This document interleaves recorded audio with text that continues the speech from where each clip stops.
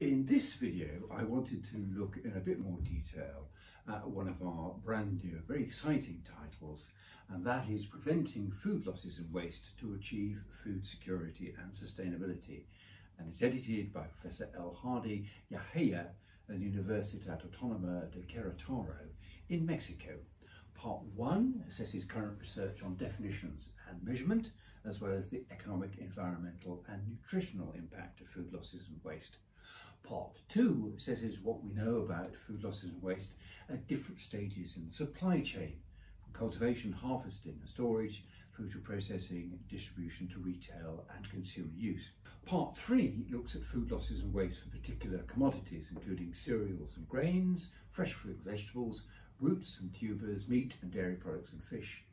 Part 4 discusses general approaches for reducing food losses and waste, including education and recycling campaigns. And the final part reviews the effectiveness of campaigns to reduce food losses and waste in regions such as North and Latin America, Asia and the Pacific, the Middle East and Sub-Saharan Africa. Well, to give you a flavour of the rich material in this very comprehensive volume, I picked out a couple of chapters. Chapter 12 is on consumers and food waste. In Europe and North America, for example, half of food losses and waste happens at the consumer stage. Studies indicate that the social context of food practices, such as changes in household composition, eating habits, the proportion of consumer budget spent on foods, are among the factors that play a key role. Other issues that affect consumer behaviour include package design, confusing date labels, inappropriate portion sizes, and marketing schemes that sometimes encourage over-purchasing.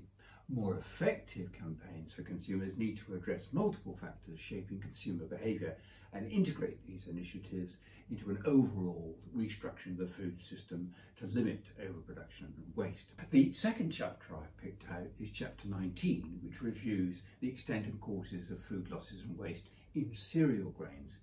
It looks at ways of preventing post-harvest losses through methods such as maintaining optimum grain moisture content, the use of modified and controlled atmosphere, as well as insecticides and biopesticides, hermetic storage systems, and insect-resistant crop varieties.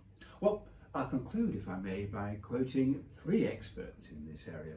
The first is Devine Niger, who's Deputy Strategic Programme Leader of the Food Systems Programme at the FAO.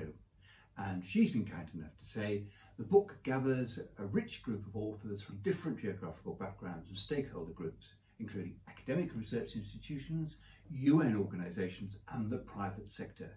These different perspectives are required to holistically address such a complex and multifaceted topic as food losses and waste. The second expert I wanted to quote is Charles Wilson, who's founder and CEO of the World Food Preservation Centre. And he's been kind enough to say preventing food losses and waste provides a comprehensive compilation of the resources and programmes available globally to substantially and sustainably reduce post-harvest food loss and waste. Well, to avoid the risk of losing out some valuable insights, we suggest you waste no time in adding this impressive volume to your collection.